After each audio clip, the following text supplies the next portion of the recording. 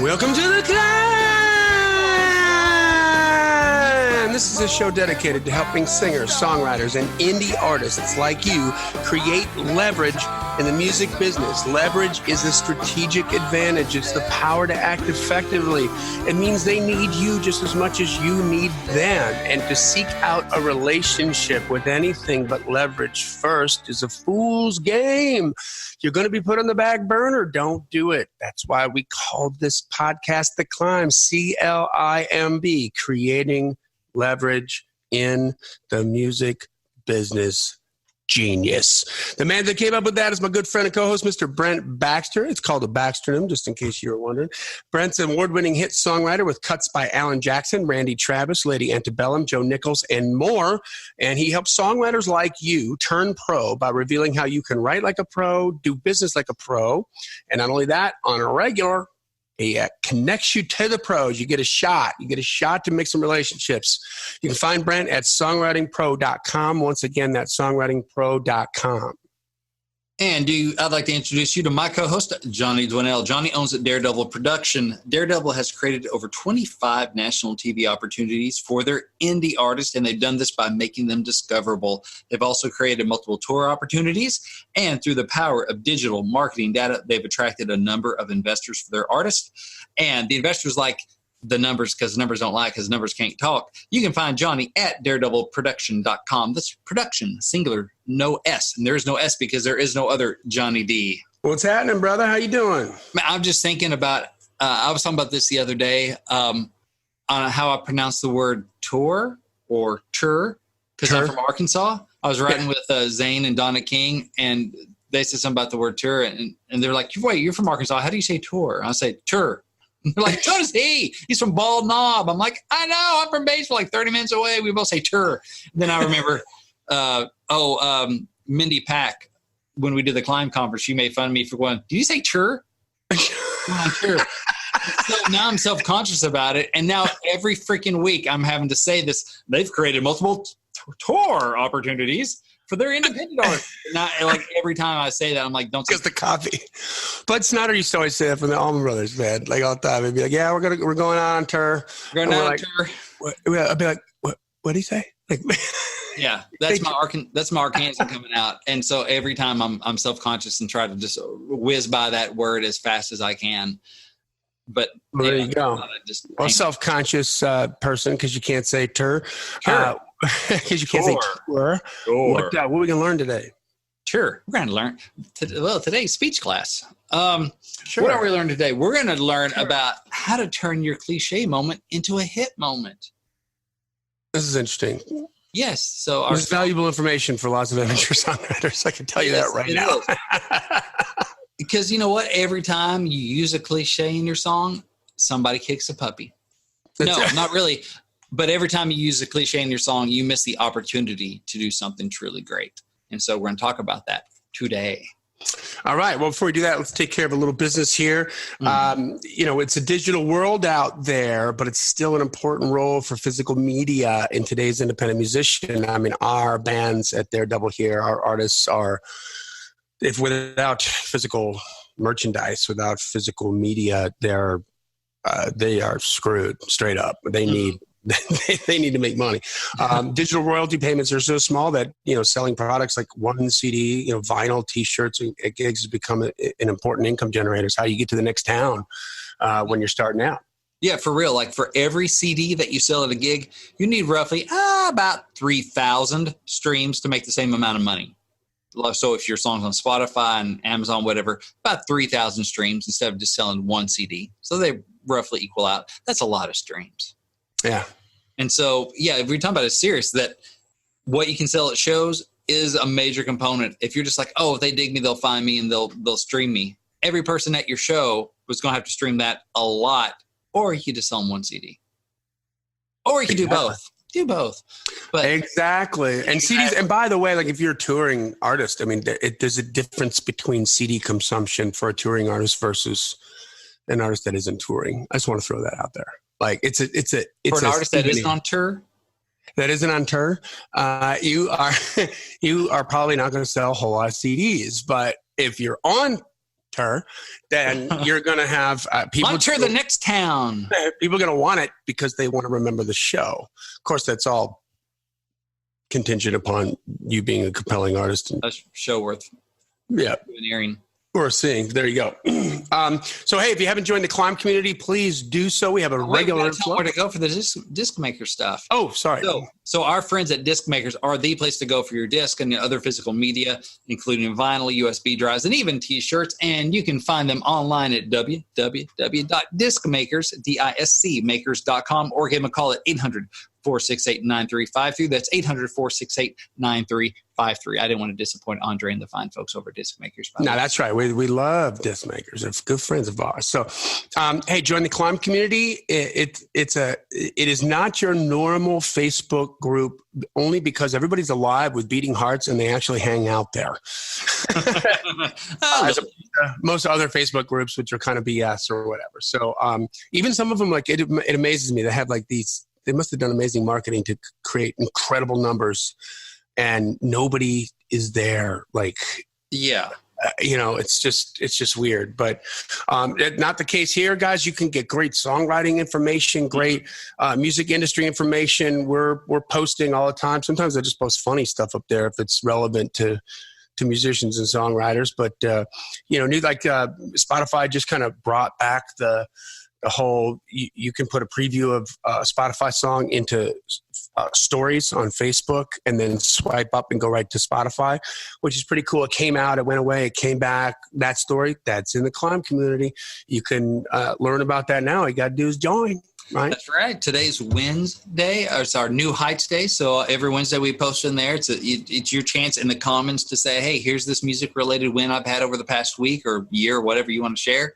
And it's a place where people can celebrate each other, and that happens every Wednesday in the C.L.I.M.B community. There's just cool stuff going on there. There you go. And make sure you leave a 5-star rating and review or whatever kind of stars you want to leave. But let other people know what you think about the podcast. And subscribe. Wherever you like, we're everywhere. We're nationwide. We're everywhere that you consume podcasts. Hit that subscribe button. You get all the episodes. You can consume them at will and kind of cherry pick the stuff that looks good to you. And then finally, the best thing you could do is tell somebody about it. If there's a particular episode that really hit home for you, then tell somebody in your band, tell a friend, tell another songwriter, put it on Facebook, put it on Twitter, put it on Instagram. Let people know this thing is really rocking. This is really good. So we got some cool people, some cool name brand people that listen to this podcast, and they think it's cool. So you should tell other people about it because you'll be the cool person that turned them on to something helpful. All right. So first of all, how do you define a cliche? Well, that's a good question. It's kind of like that one judge said about pornography. I can't tell you what it is, but I know it when I see it. Right. So cliche is those worn out sayings, little tropes and phrases, word choices, that kind of stuff that we've just heard a bazillion times. And they're not new and fresh anymore. They're just something everybody knows, everybody's heard. And that's a lot of times that's where your mind goes first when you want to communicate something. I think cliches get used so much because they're so easy, right? They're the first things that come to mind when we want to communicate like certain things.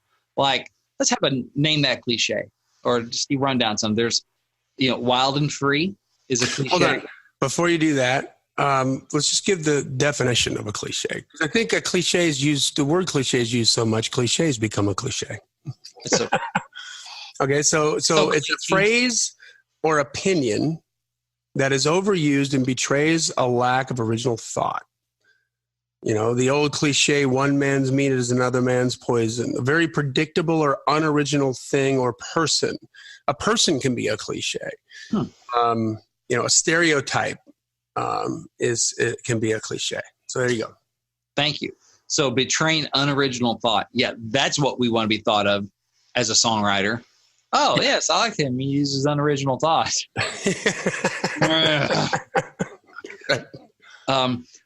There's... Well, let's just say, so like wild and free. And I'm specifically talking about like country mark because that's what I listen to the most. That's kind of what I know the most. But that's a cliche in rock and roll too, by the way. Okay, wild and free, right? I think make love all night long, that kind of stuff. Yeah. Feet on the dash.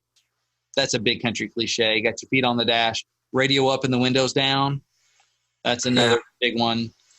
Sitting on the tailgate, just those things, right?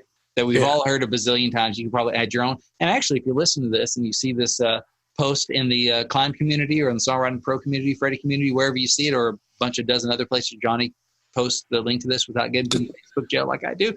Yeah. Feel free to go ahead and... because I'm wild and free. We're feet up on the dash as we're just dropping bombs on every single songwriter group that you can't get to. That's right. Anyway, so if your truck can't get through the mud because the tailgate's down, radio's up, and the exactly. Yeah. And anyway, so I'm a fool sitting on a bar stool. Go ahead and leave your cliche, your favorite, most hated, or whatever cliche in the comments. We'd love. Let's just go ahead and call them out. Call them out. We got to do a post about that. Remind me to tell Chelsea to create a post about that. Just like, favorite cliches, songwriting cliches, and go. Exactly. All right. So, they're the first things that come to mind, right? So, for example, it's a lot easier to say, like, we're out raising hell or we're painting the town, right? To say that you're going out and partying. It's easier to say that than it is to dig deeper and say, like, we're filling Friday night full of empty cans. Right? That's a more interesting way of saying it. Or we're trying to make the Bar Hoppers Hall of Fame. You're talking about the same thing. You're out raising hell. You're out painting the town, but you're saying it in a new or different way. And I think the cliche can be useful because it's like lyrical shorthand. Like it can give the listener a lot of information in just a few words, right? Because it's a shorthand for kind of a common understanding. Oh, she's wild and free. Okay, I get that. Or, it can speak to a lot of stuff in a few words, right? So, but thing is, it's forgettable because the listeners heard it 1,000 times and there's no emotion left in it generally. Now, a little sidebar here, unless you somehow set up the cliche in a way that makes it fresh and makes it not a cliche anymore, then great if you can do that. But in general, we're using them as lyrical shorthand and just kind of placeholders of just almost paint by numbers. You've all heard those songs that feel like there's one cliche after another and there's not an original line in there. It's just stuff that had been pulled from 100 different other songs. And you don't want to do that, right? You can go beyond the cliche. And like I said before, every time you use a cliche, you miss the opportunity to do something great. You have a chance to wow the listener with something they haven't heard before. So I would suggest going down to your lyric of your, some of your top songs or some of your newest songs and go on a cliche hunt. Like, okay, are there any of these that I've heard a bunch? Any of this phrasing, any of this way of saying it that I've heard a bunch of? You get out the highlighter, you highlight it. And every time you find a cliche, that's an opportunity. That's an opportunity for you to find something better and more interesting to say, to replace the we're out raising hell with, and I know it's not the same amount of syllables, but we're filling Friday night full of empty cans, right? So I would suggest that everybody go on a cliche hunt. We're going on a cliche hunt. We're going on a good one. We're not scared. Okay. If you ever read Going on a Bear Hunt. I read I think you totally lost me on that one. I haven't read that. A lot of kids' books still rolling around in my head. Is that like Build-A-Bear? It's something. It's some Going on a Bear Hunt. So I want to interject here. I feel like the song loaded with cliches is the amateur songwriter's rite of passage. Like maybe there's people out there who just sort of get it. They have a gift for songwriting. I think there's like two kinds of songwriters, right? And there's two kinds of, star football players, right? There's the guy that's just born freaking 300 pounds, 6'6" with abs. Like, he's just a specimen, right? Like a beast. Or the running back who's got, like Barry Sanders, just all this natural talent. And it's like unbelievable. And then there's the guys who outwork everybody else and get into that position. There's far less talented running backs who have had major impacts in Super Bowls in the NFL that didn't come close, couldn't hold a candle to Barry Sanders. Yeah. But, whatever, well, he's on the Lions. He never got in. So, sorry for that, Barry.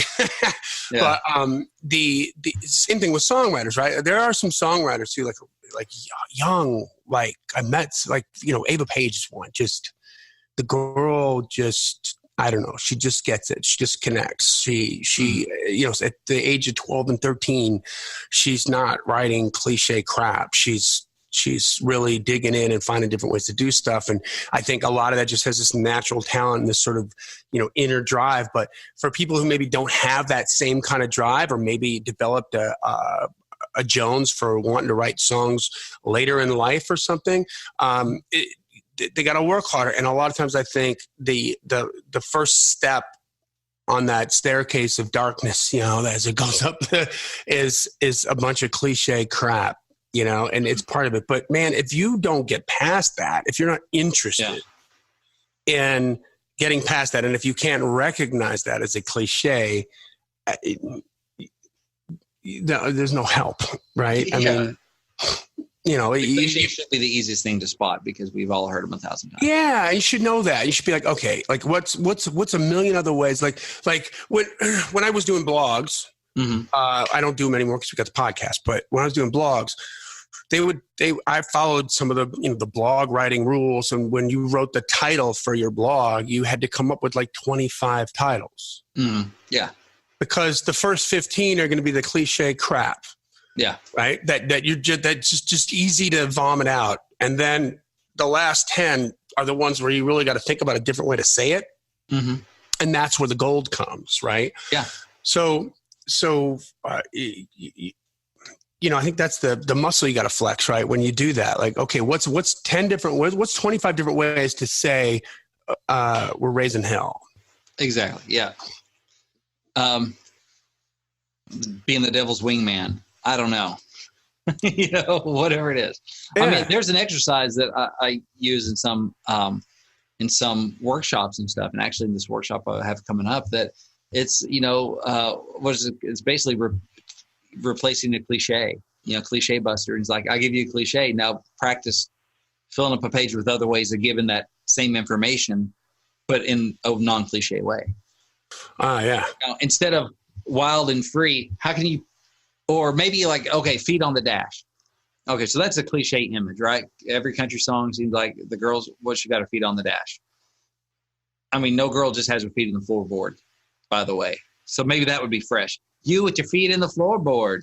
Make it Lord. Sitting safely in the shotgun. All buckled up and whatnot. Love how the seatbelt kind of hugs and curves. Holding on to the oh crap bar. Yeah. So, okay, like let's replace that cliche instead of feet on the dash, right? Don't just put that in your song because that's what you hear done in songs, right? That's what happens is we're programmed. Like, that's what we think. Like, I'm writing this country song. The girl's sitting next to me. She's riding shotgun. What do I say? Well, she got her feet on the dash. Why? Because that's what I hear all the time. So that's naturally what's going to come out of my mouth. I've been programmed, right? Garbage in, garbage out. Feet on the dash in, feet on the dash out. But our job is to be better than that, because unless you are writing with the artist, and even if you are, your job is to be better. So what can we do besides have her feet on the dash? What could she be doing over there, right? Is she playing DJ from her phone? Is she, sitting Indian style, right? Does she have one leg tucked up under, the other? One leg down, one foot. And how is she doing on the DJ thing? Like, is she killing you with it? Like, is she doing great, or is she sucking at it? Right. Like, you're not agreeing with anything. Like, I mean, it could go either way there. That adds some specificity to it. Yeah. Is she pulling a ponytail through her ball cap? Is she blowing? Is she? And what kind of ball cap? Like Braves cap. There's a Yankees ball cap. Whatever. Yeah. Is she blowing a kiss and flashing peace signs when we pass cops? Is she? What else is she doing that's going to be more interesting, dude?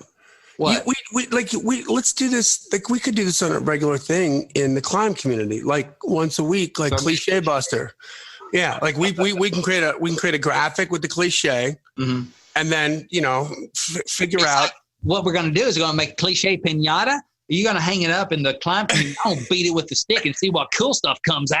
That's right. That's it. Just say, okay, so come up with a different way to say this cliche, the same thing, right. And then just see what people.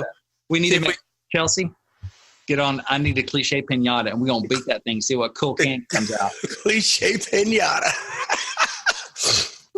I like that. That's what being sleepy will do for my brain. That's good. So, yes. All right. That would be good. We can do that. So, but yeah, that's something I recommend in some of my workshops. Like, okay, take that cliche. That's autopilot, you know? Yeah. What about instead of having the feet on the dash? If like I've never heard this in a country song, but you look over to your right and all you're looking at is her arse. You know why? Because she's bent over the back, petting the dog, like in the back, playing with the dog in the back seat. Her butt's right there. She mooning the station wagon? No, not her bare butt. You know what I mean? But you know, looking good in those Daisy Dukes, and you think like even set it up like you think it's with your feet up on the dash. But your butt's in the window because you're putting the dog in the back, you know, like, or searching for something that you know maybe your earbud fell in the back, or you know, like you look so cute when you're trying to find your earbud that fell between the seats or something, and something like that. Yeah, applying makeup, whatever she's doing, right? Whatever she's doing, it's gonna be more interesting than just having her feet on the dash, because it's like, is this the same girl that's in every country song? It is. Her name. You want to know her name is? What is her name? I'm wondering. I mean, it's a question. Oh, I don't know. I don't know. I want to know who she is. She's the one girl, right? The one girl. She gets around. You probably don't want to know who the girl is. In rock and roll, it's Rosanna Arquette, you know, because she's been like every rock star. Lots of songs written about her. Oh, God bless. So, all right. So replace those cliches. I'll give you a good example of turning the cliche moment into a hit moment. Okay, this is an older example, but it's a goodie. It's one that's always stuck with me. It's a song called Summertime by Kenny Chesney. He didn't write it, though. It was written by Craig Wiseman and Steve McEwen. And it's about being young in the, you know, you guessed it, summertime. And there's a part in the chorus that where they reference driving around. And so you're thinking, okay, young, summertime, driving. What cliche does that bring to mind? Feet up on the dash. No, actually, there's a couple of boys driving around. So okay. I'll give you a hint. It involves a radio. Radio up, windows down. Exactly. There you go. You probably just say that. Radio up, windows down, right? So that's, okay, we all know that cliche, right? It's worn out. But, I mean, it's true, right? I mean, some cliches are cliches because they're true. How many of us have driven around with the radio up and the windows down? I have a bazillion times, right? Doing it yesterday. Yeah, I did too. So it's not bad because it's not true. It's just not the best because it's so overused. And so we've all lived that line many times, but there's just nothing memorable or wow about it. Instead, what these hit writers did, they reference a Yoo-Hoo bottle on the floorboard in this chorus. They go cheap shades and a tattoo and a Yoo-Hoo bottle on the floorboard. So evoking young and summertime, these young guys driving around instead of just like radio up and the windows down, cheap shades, a tattoo, and a Yoo-Hoo bottle on the floorboard. So much better. And doesn't that still make you think cheap shades, tattoo, Yoo-Hoo bottle on the floorboard? Young guys driving around, right? Paints the picture. Yeah. It's painting a picture of the same people, but something that's not a cliche version of it. There's 1,000 ways to say any one thing. Oh, yeah. 1,000 ways to say any one thing, to describe whatever it is that you're trying to describe in your song. There are 1,000 ways to do it. Mm-hmm.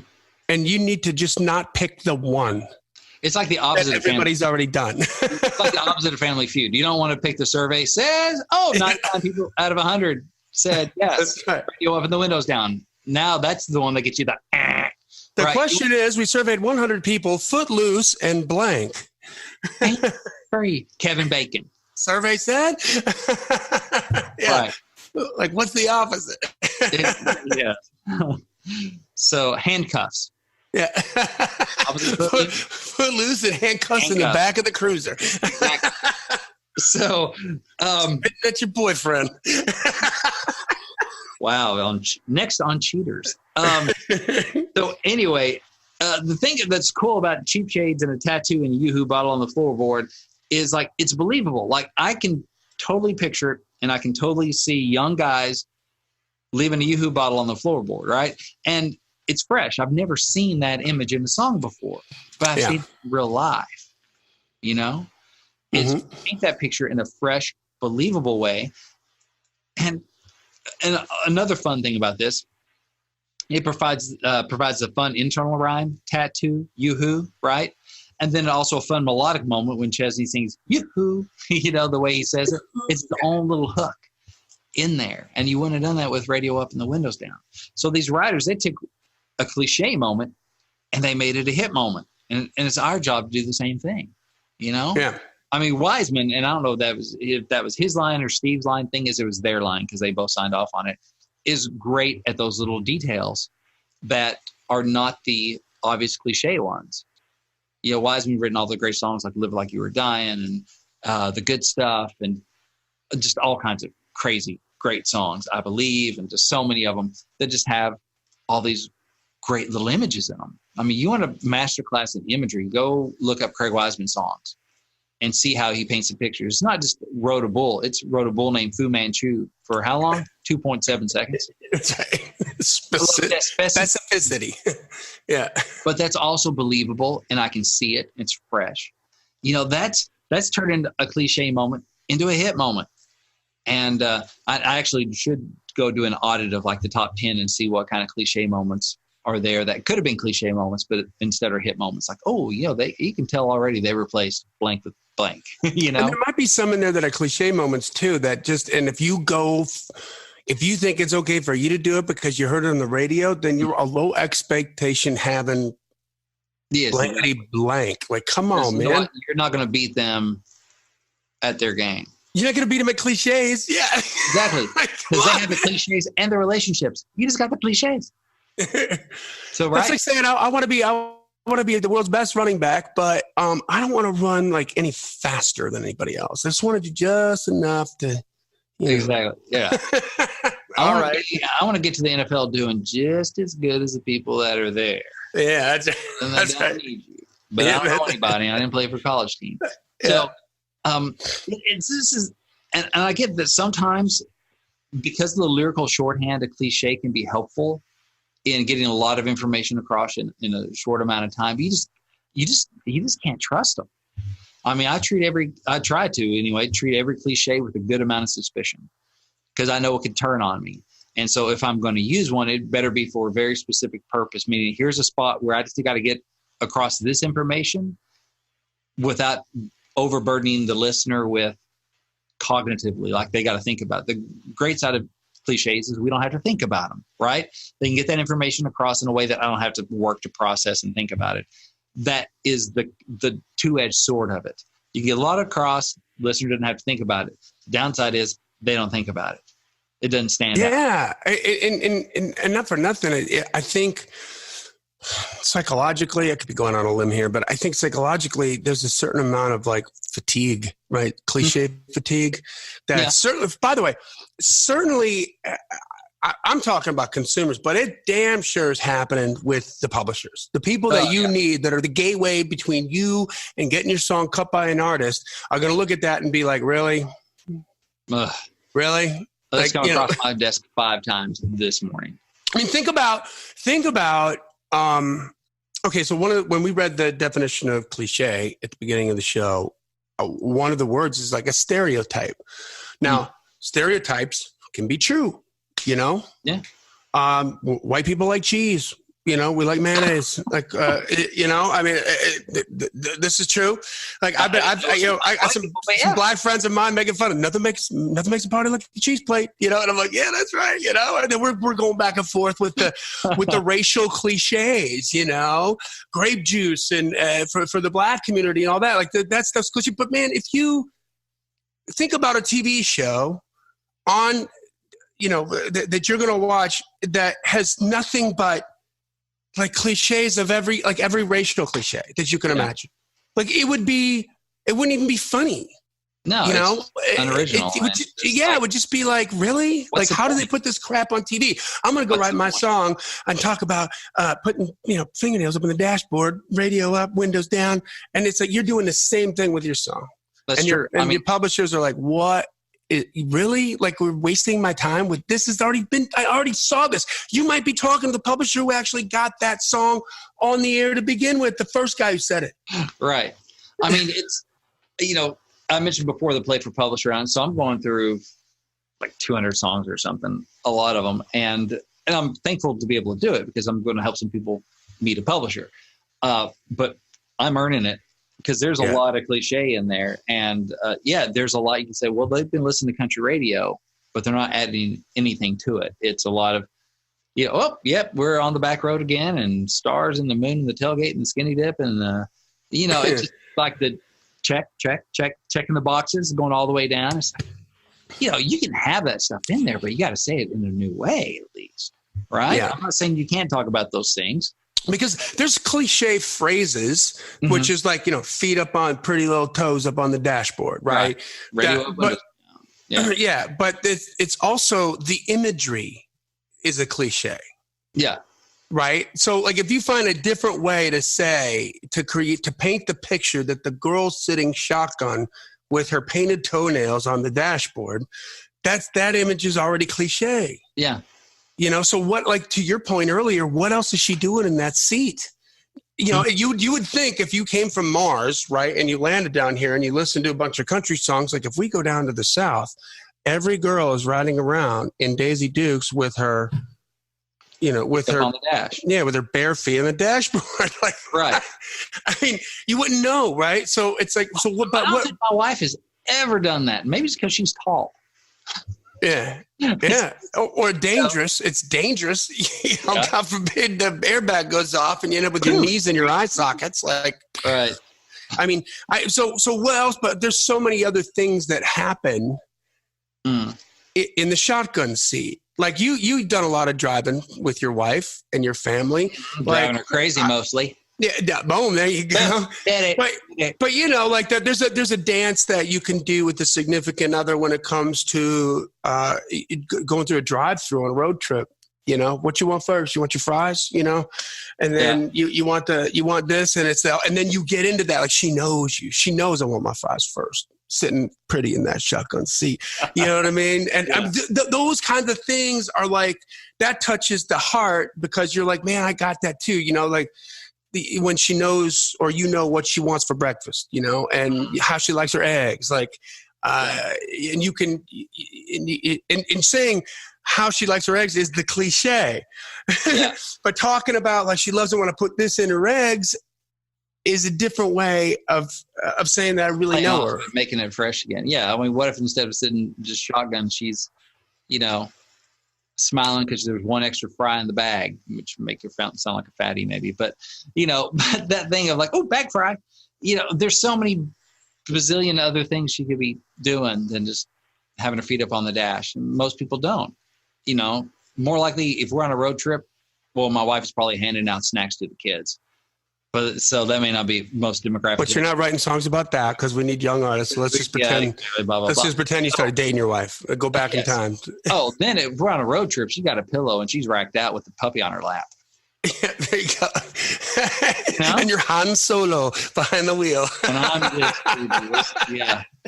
I'm just driving. Yeah, but she'd be pillow and comfy pants and road trip stuff and with Tally or Charlie or now Poppy on her lap. One of the dogs, depending on what year it was, which dog we had, sits on her lap. Hey, well, that's automatically different, And if we're out on a date, she wouldn't have the dog with her. But what else? Maybe with one leg tucked up under the other one. To me, that's, what if she's making a side braid? She's sitting there braiding her hair, and she's just kind of fidgeting. Looking at her split ends. Exactly. Yeah. You know what I mean? Yeah. So the point is, there's judging her own complexion in the mirror and the visor. Like, oh, honey, like, I got to get a new cleaner. Yeah, I got to get a astringent. I don't even know what that means. So it sounds difficult. But listen, here's the deal. Do a cliche audit of your last 5 songs. And go through and look and go, how many of these phrases have I heard 1,000 times? I got to find, and then go, okay, well, that's not bad. That's an opportunity. That's an opportunity to find a fresher way of saying it. That's going to help your song stand out. And I think you're going to be rewarded by that because people are going to appreciate that, and your songs are going to be more memorable that way. It's going to be more fresh, more powerful, more memorable. There's a Miranda Lambert song that just came out called "It All Comes Out in the Wash." Mm-hmm. And it's just talking about just different I used to get stains on your clothes or whatever, part of it. But it's all like dipping your fries in ketchup on a bumpy road or something like that, dipping your fries on a bumpy road. Mm-hmm. And like, how many of us haven't been there?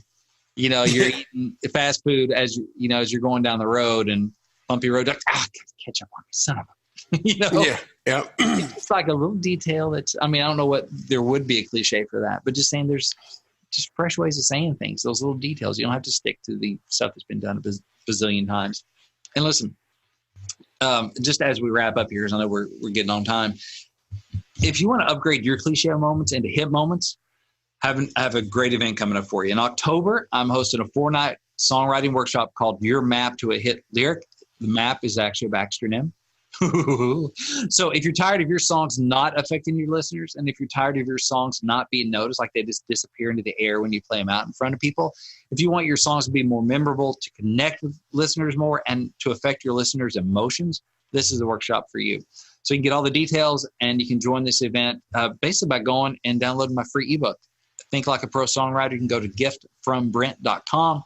That'll get you on the Songwriting Pro Insiders list, and so you'll be getting some information about that. You just follow the blog post over at Freddie.com, F-R-E-T-T-I-E, this month, and you'll be hearing about it. And so we're going to go for 4 nights in October and help your songs be more memorable, more accessible, and more powerful. Oh, look at that. That spells map. Memorable, accessible, powerful. If you want your songs to be more of that, join us. There you go, guys. So that brings us to the end of another Killer Climb episode. Go back and kick some major booty on those cliches. I think it's just a cool creative exercise that you should do anyway. Go back and look at every single line in your last 5 songs and find 25 different ways to write each line. It's because it's about flexing the muscle of the intention of it. And if you learn to do that workout, you're gonna get stronger. Period. Right? Like that's it. It's not. If you're. So what I'm looking for. If you're frustrated because you can't come up with the right word right away, then you're just not thinking like a songwriter. Because if you think that Craig Wiseman sits down and writes out of every single hit song, it takes him as long as it takes to write the lyrics down. You're wrong. He'll grind on it. He grinds on it, and you can too, and you'll get better the more you do it. I mean, it's a lot harder or a lot easier to throw 5-yard passes once you practice 10, 20, 30-yard passes. It's like, oh, this is shorter. This doesn't take nearly as much effort because you've been working hard at it. You're building your muscle, and build your cliche killing muscle, and your songs and your listeners will thank you for it. There you go. All right, guys. Well, listen, join the Climb community. Ask to be let in. We let everybody in. Make sure you subscribe to the podcast. Take 30 seconds and leave a 5-star rating and review on iTunes or Stitcher, or wherever you listen to your podcast. And please share it. Let people know if there's something that you're liking here, there's something that you're connecting with, that's resonating with you. Tell some other people about it. Get the word out, because it's just about getting this information in front of many new eyeballs as possible. We're here to help you. We want you to win. This podcast exists because we want you to win. So keep on climbing. And we'll see you at the top.